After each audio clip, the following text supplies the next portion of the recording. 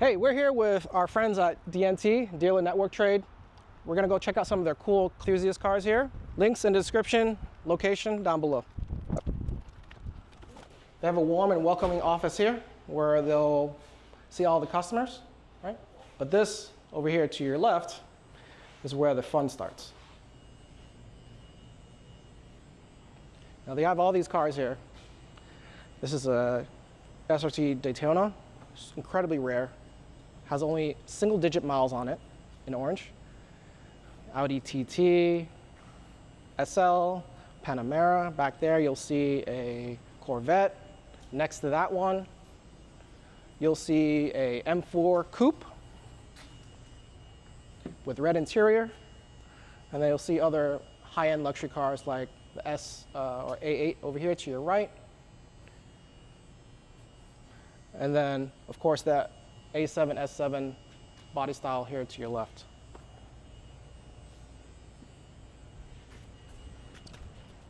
Let's come over here and check out one of the rarest cars that feels like it's been having a renaissance lately, which is the BMW i8. When it first came out, it was actually one of the most bleeding edge hybrid supercars, quote unquote, of its time.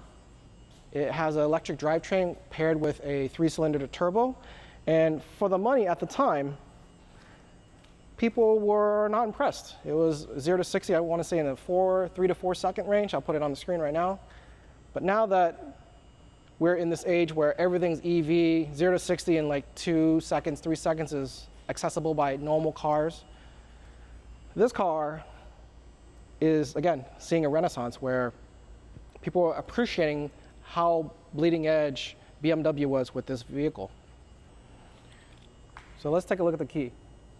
Very familiar design language of the cars at the time. This is a 2017 BMW i8, 2 doors in red, of course. There's actually 4 seats in this car. If you actually take a look at the front of the car here, the BMW kidney grills are a very familiar signature. The halo lights are here, and then a projector headlamp, and then you'll see adaptive lights for turning right there, and then a high beam you'll see there. Right? This hood houses a bunch of the fluids and some of the engine components. They're actually not, this is not designed to be opened by the user or the owner of the car. It's only for service. And so that kind of makes a lot of sense, because if you think about the car that's closely resembled to what this car is in terms of manufacturing and bleeding edge for BMW is actually the iX. The iX is the same concept. They have a emblem in the front, circled in blue, right? And you put the windshield wiper fluid right there, but you can't actually open the hood, or you shouldn't be opening the hood for that BMW iX. Another thing that's very similar is that this car has a lot of carbon fiber, a ton of carbon fiber. Being an exotic car, of course, having fold-up doors is really, really, really cool. Then as you come closer, you'll start seeing the space age, very advanced manufacturing. You'll see all the carbon fiber here. It's incredibly special. You'll see the carbon fiber here as well, and all the way through.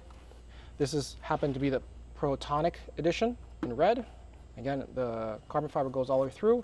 And for all you nerds out there that want to access something that you shouldn't be doing, is my understanding is you open this and some other things, you can actually open the hood. Again, that's mainly meant for service. In here, you'll see the 2 seats, very familiar BMW steering wheel with all the knobs and switches that you're very used to from BMWs of this time frame. And you'll see that it's pretty thick, kind of the M Sport steering wheel. The knobs and switches here are very familiar. The ambient lighting is, again, very familiar to the design language of everywhere else. There's carbon fiber all the way through. The digital dash, which is, again, ahead of its time. The iDrive screen, and then like the mid-2010s iDrive and the shifter right there. So let's go take a look at the back seat. Kind of like the 911s. It's a 2+2 setup. It's kind of tight, but honestly, it's probably you and your significant other in this car most of the time. So come here and take a look. It's still pretty nice back there. Cushioned seats, center subwoofer, and then in the C pillars in the back there, up top, you'll see even more speakers on the left and right side. And then behind you is more engine components as well. Cup holders, of course, because America. And just a nice clean interior there. One fun thing as a dad here, you'll actually notice at the bottom, there are attachments for your child seat attachments, which is really nice for ISOFIX or latch lower anchors. On the roof is a carbon fiber reinforced resin. And as you make your way to the back, there's some ventilation, and you open the trunk. Again, there's a carbon fiber tub all the way through the car for the lightness and structural rigidity.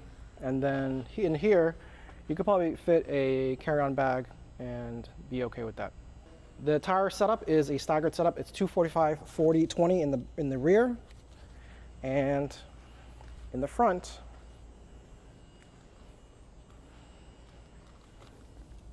you'll have 215s, 45, 20s. Of course, with the staggered setup, a smaller width in the front encourages rear wheel fun characteristics, as a supercar should. So this concludes my overview of the BMW i8 here at DNT. If you have any questions, feel free to look in the description below. I'll put their information here, and they'll be happy to answer any questions or put a comment down below. If there's anything that I missed here, feel free, again, put a comment, do a like, subscribe. I'll be happy to improve these reviews or overviews. Thanks for watching. Remember, decide wisely.